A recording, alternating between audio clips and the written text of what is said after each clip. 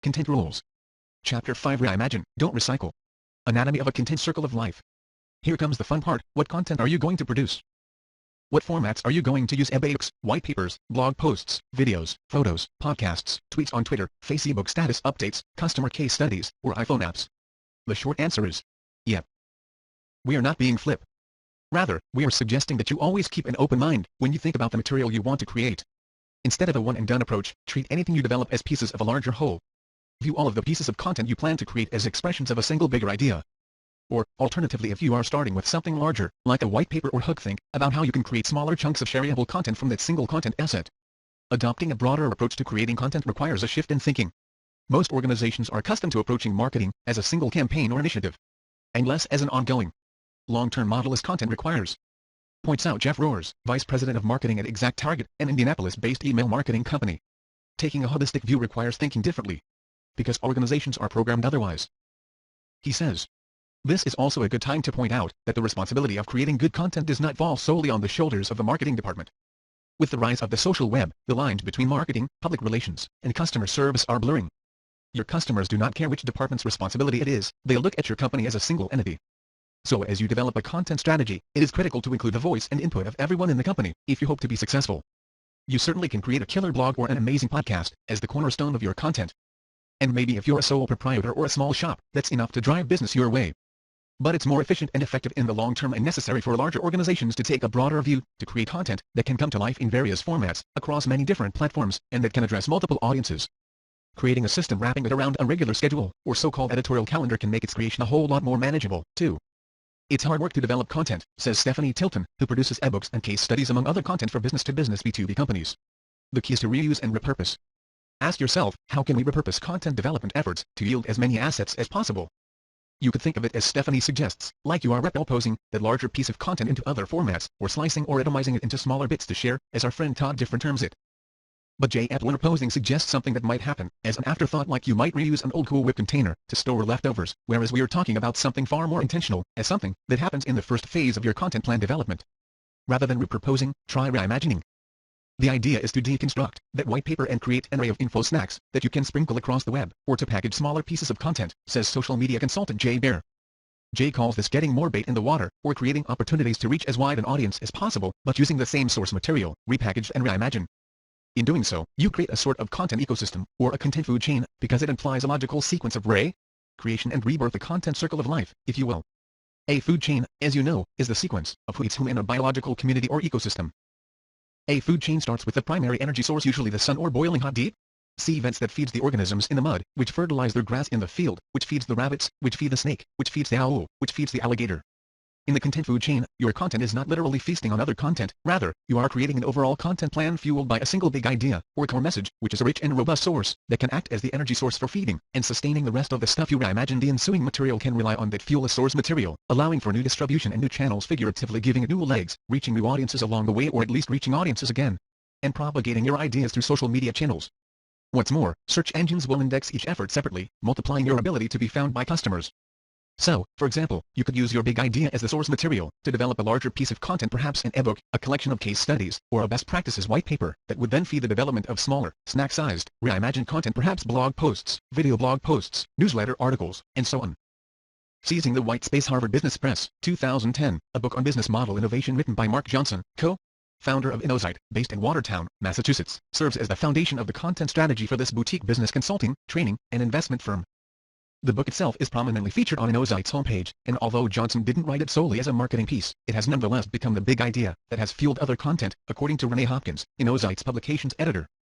Examples included a series of posts on InnoSight's blog, articles in its Strategy Plus Innovation newsletter, and guest pieces in the Harvard Business Review blog and various trade publications that target aspects of the healthcare industry. The book gives us a number of foundation concepts we can subsequently publish as blog posts or longer articles, Renee says. Marketing Profs did something similar with its State of Social Media Marketing Research Report, published in December 2009. Based on the information contained in this weighty 242-page survey of 5,140 marketers, Marketing Profs subsequently produced its own webinar, The Naked Truth, Insights from Our Social Media Marketing Research article, The State of Social Media Marketing, by the numbers, as well as various smaller articles and blog posts that featured individual charts or highlighted some interesting research nuggets. The heft of this research also earned Marketing Prof some press mentions on 102 business-related blogs, and gave Marketing Prof staffers plenty to talk about at various marketing events and non-Marketing Profs webinars. Similarly, email marketer Constant Contact each month develops a content theme, perhaps list building, social media integration, learning from metrics, and so on, says Martin Lieberman, who heads up content development at the Waltham, Massachusetts-based company. We try to package our content across the platforms around that theme. He adds. So you'd likely see similar messages in our Hints and Tips newsletter, our blog posts, and our blind contributions to external publications, for example. We also repackage our newsletter articles and blog posts into guides and white papers. Like Constant Contacts, all of the content you create can be loosely based on the same message or ideas, but it won't look exactly the same. Your webinar doesn't have to look a whole lot like a blog post, for example. Just like a rabbit doesn't look much like a snake.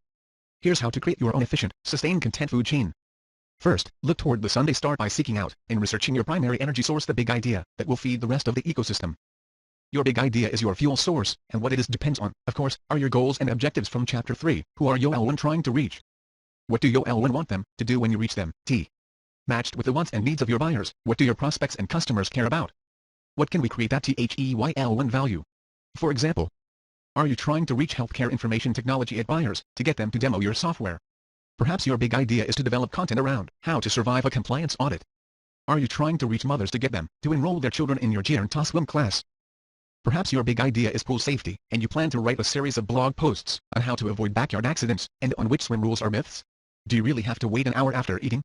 As well as publish Flickr photos, a video series of games to play in the pool, and so on. Tip: you might already have a library of content you've previously created. In that case, it's a good idea to take inventory so you know what you have, as mentioned in Chapter 3. Aggregate all you've created: articles, white papers, ebooks, webinars, PowerPoint presentations, speeches, or what have you in a central location. A simple spreadsheet will do. On it, capture information, a page title and URL on where each lives on your site. Cull and categorize each according to the various themes, topics, or key messages. Discard the stuff that's obsolete, keep the stuff that's timely or evergreen. Create a publishing schedule. A publishing schedule, also called an editorial calendar, allows you to plan, produce, and publish content. A publishing schedule is critical for a content food chain, because it'll help give your content consistency, and make it easier to manage. Russell Sparkman of Fusion Spark Media, in Langley, Washington, advocates a publishing schedule he calls 1-7-30-4-2-1. With Russell 1's model as inspiration, we've slightly modified and annotated his formula here. This is, of course, a comprehensive and ambitious plan. Modify it to suit your own needs, ambitions, and resources. 1 daily Twitter updates that offer something of value to your constituents, news items you read elsewhere that are relevant to your core content, posted to Twitter or your Facebook fan page. Russell recommends using Google Alerts to provide you with a steady stream of news relevant to your product, service, or cause. You can also curate stories produced elsewhere, see Chapter 6. Responses to blog comments on your own blog, or left on other industry blogs, if you can manage at user-generated content UGC on your site, through your own site submission functions, or dynamically fed through sites such as Flickr 7 Weekly.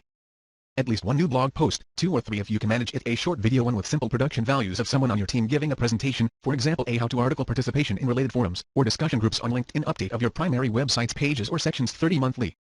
Write a media blog post or article based on deeper research, or an interview with a subject matter expert. Q&As are great. Create and mail an email newsletter. Produce a short video 2 to 3 minutes, with increasingly greater production values with script, location shooting, multiple cameras, and so on. Produce a video of one of your executives speaking at a conference. Produce an audio podcast. Create a PowerPoint presentation and post it to SlideShare or other sharing site. Organize and promote a cocktail or coffee hour meetup, or a similar gathering offline. Contribute a guest post or article to another blog or publication. Produce a webinar. Publish a case study or customer success story. 4 quarterly. Publish a research-based white paper. Create a case study collection and distribute it in PDF format. Create an ebook, again, distribute it as a PDF. Produce a video series. Produce a special issue of your e-newsletter. Make an announcement of contest or sweepstakes winners. Russell also recommends creating biannual and annual content. That's where the 2 and 1 come in, bigger events that can also feed the development of content throughout the year. If done correctly, a biannual event would be something worth videotaping, so that you can use the video to fill weekly, monthly, or quarterly needs, says Russell. So, once or twice a year, think about content marketing activities that are more of a celebration, an event, an announcement, he adds. Some suggestions: produce a live or virtual event, and record the sessions for later use in your weekly, monthly, or quarterly content needs. Host an executive roundtable and record the proceedings. Produce an annual industry white paper or ebook.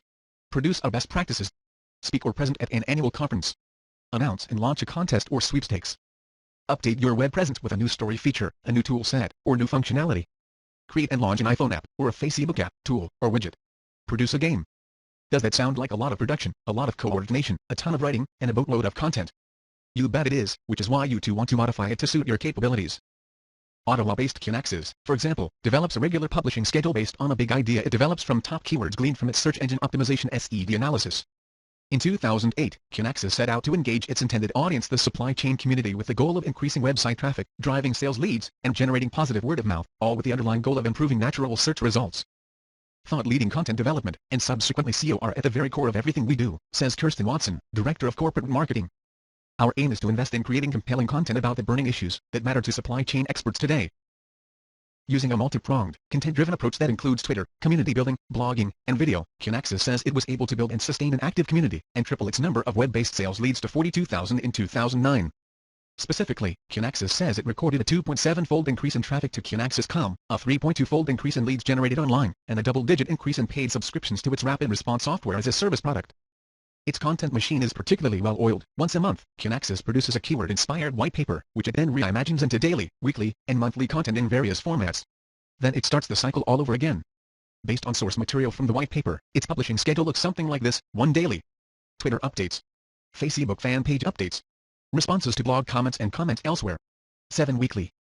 A series of related blog posts. Kinaxis usually updates its blog with new posts 3 or 4 times per week. 30 monthly. Video interview with the white paper author. Audio from the interview published as a podcast. PowerPoint presentation posted to SlideShare. Case study. 4 quarterly. Webinar. Kinaxis creates 10 things out of 1 thing, Kirsten says. The specific variety of what content you develop will vary greatly, depending on your marketing objectives, your expertise, your interest, and your budget, she adds. But the approach is the same, whether you are trying to reach moms or geeks or supply chain managers like Kinaxis is. Be a resource for them, or solve a problem for them. Don't simply push your product, Kirsten says, allowing us a handy opportunity to underscore another content rule: share or solve, don't chill feed the beast. Should you create a larger piece of content first like an Ozite, Marketing Profs, or Kinaxis, and then atomize it into smaller chunks of content like blog posts, podcasts, and so on? Or should you do the opposite, begin by creating a collection of smaller chunks, and then collect or compile them into a larger ebook, white paper, or best practices? Either approach is fine. The important point is that your content is all part of the same circle or continuum, right? So it doesn't matter where, exactly, you begin. In our experience, most B2B companies like to create the larger pieces of content first, and then reimagine them into smaller chunks. Meanwhile, sole proprietors and businesses that sell to consumers tend to take the opposite approach. Wherever you jump in, remember that it's all about that single big idea or a specific theme. Whether you start small or large, your idea or theme is always the foundation, and each piece of content you produce should have a place in that larger picture. It might be easier, then, to start by producing smaller blog posts or podcasts to start small by writing a series of pieces that expound on a chosen topic for 2 reasons. First, starting small is less scary than starting big. It's easier to create and publish a few posts about a given topic than it is to conceive, write, and produce an expanded 50-page ebook. Second, starting small allows you to test your ideas or concept, and gauge your audience's reaction to your ideas, before you invest the time, energy, and budget into producing a larger piece that might fail to resonate with your target audience. It gives you more flexibility, in other words. For example, you might create a few blog posts, and share them through social channels like Twitter and Facebook, only to realize based on feedback or watching clicks, that you should take another approach, or perhaps swerve in a slightly different direction. Aim for variety, and do something unexpected. Express your content ideas in various formats, lengths, and media. Think text and video and photos and PowerPoint, for example. But also vary the kind of content you are producing within each format. Mix longer blog posts with shorter posts, timeless evergreen topics with time-sensitive commentaries, personal topics with professional ones. See Chapter 24 for a helpful blueprint of how one company, HubSpot, mixes up content on its BLDG. The idea is to create compelling stuff that your audience will want to read, and here it pays to surprise them a little by mixing up what they otherwise expect even every once in a while. Kinaxis, for example, produces a whole series of YouTube videos on supply chain management and enterprise software humor. Some of its comedy videos, such as the Late Late Supply Chain Talk Show and the sitcom Short Lunch to the Job, starring Damon and Sibley, a husband and wife supply chain team, are produced in-house. Others are scripted and acted by an outside production company. Maltide is a joint production between the Second City Communications and Kinaxis. We can guess what you're thinking: supply chain management and enterprise software jokes. Sounds funny, as in funny, strange, and not funny, haha, right? Well, you couldn't be more wrong. The comedy is actually funny, and it's unexpected. Adding an element of surprise both drives viral sharing, and gives your company some personality. Imagine new creatures. In the real world, the alligator doesn't feed the rabbit. But here's where the content circle of life deviates. You can also use a webinar to feed new and smaller pieces of content again. For example, the Q&A sessions from the webinar might be turned into a blog post or newsletter article, or you might interview one or more guest webinar speakers for a podcast. Thus, your larger chunks of content also feed your smaller efforts. And by the way, if your organization serves several industries or verticals, you can tailor any of your content to separate audiences by inserting a few customized PowerPoint slides at the beginning, tweaking the title, and developing targeted messaging that speaks directly to the audience you are trying to reach. Feeding the content food chain. Buzz. Your content silos. Do you have a print newsletter? Do you produce a regular podcast? Run a version of a print article on the blog? Upload the best headlines to Facebook, post transcripts of your podcast online, and chat everything up on Twitter. Many of the ideas here reinforce the notion that you should not silo your content. Rather, you should sprinkle it freely across any of your platforms. Whatever you create, be sure it's optimized for search engines. The content you reimagine should be refined to include the universe of keywords that will help your site rank high in search engine results. In other words, always be mindful that you're not only creating different kinds of content but also optimizing each for the search engines that pull your audience to you. Be sure that all of your reimagined content also gets all the other stuff that should be in there, such as social sharing capabilities and a clear call or calls to action that will drive sales. By social sharing capabilities, we mean adding social bling-like buttons to share and like content across social platforms such as Twitter, Facebook, and LinkedIn, as well as subscribe buttons for more. See Chapter 8. The possibilities for reimagining your content across channels and platforms are nearly inexhaustible, limited only by you and your audience's preferences, abilities, and objectives. And of course your budget. Here are 13 ideas to get you started. 1. Think small. Is creating a white paper or an ebook a daunting task? Create smaller chunks of content instead. A series of smaller blog posts will be easier to produce and more digestible for readers short on time and attention. And it will multiply your search love. Z. Think really small. Ask your Twitter followers or Facebook fans for their take on a specific theme or topic related to your business. And create a blog post from IT with credit to them, of course. Something open-ended that solicits personal suggestions or advice works best, such as, what's your favorite must-have iPhone app for business? What and oppose, your must-read book on widget management for 2011. What's your favorite social media tool? SCC says, think acorns, not trees. 3. Bundle. Conversely to number I bundle existing blog post around a central theme into an ebook or white paper. Give it away freely, not requiring users to register to download it. Or not. See which approach works best for you in Chapter 13. 4. Create a content chop shop. A white paper or position paper can become a series of blog posts, or a bunch of informative audio podcasts that your audience can listen to during their daily commutes, suggests C.K. Curley, a New York City-based marketing consultant. A conference, where you videotape several speeches by your company's subject matter expert, can become a series of online videos. Or, findings from a recent study you commissioned can become a set of tweets and wall postings that link back to a blog post on the study, that links to an audio podcast that discusses the study and oppose's biggest surprises, that links to a video interview of various subject matter experts discussing the study and oppose's implications, while you also provide a quick read synopsis of the study and oppose's findings for mobile viewers, CK says. 5. Ignite conversation. Categories, themes, and challenges addressed in your content can give rise to, or bolster LinkedIn or Facebook group that you create and monitor. Tip: instead of founding a group that bears your company name, create a group that unites members around a common challenge or theme. People are more likely to join a group if it has such broader appeal. 6. Tell stories. The customer success stories that you've published as articles or PDFs can become a best practices webinar series, or they can be upgraded into a series of video testimonials. 7. Record presentations and speeches. Record the speeches or presentations your team gives and post them on YouTube. Capture your CEO delivering an overview of your annual report on video, and publish it with the executive summary text. Repurpose, as needed, to your blog, or Twitter, Facebook, or other social sites. 8. Go mobile. The industry data that your team regularly tracks can become a stream of mobile SMS alerts that your market can subscribe to, and remain informed of industry developments while working remotely. Tip: be sure that you optimize your content for mobile. The best practices of social media content are vastly different from the best practices of mobile media content, because the devices from which your audience views your content are completely different, says CK. Just pull up the same web content on a laptop and a smartphone and you'll understand exactly what we mean.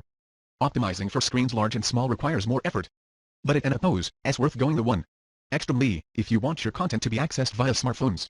And you do. 9. Post presentations and ebooks on, and post white papers on. These free services allow you to upload PowerPoint or Keynote presentations, to share on slides here, and subsequently share freely on Twitter, your blog, and so on. A PowerPoint slideshow presented at an industry event can become an online slideshow perfect to view on screens, both large desktop, laptop and small smartphone.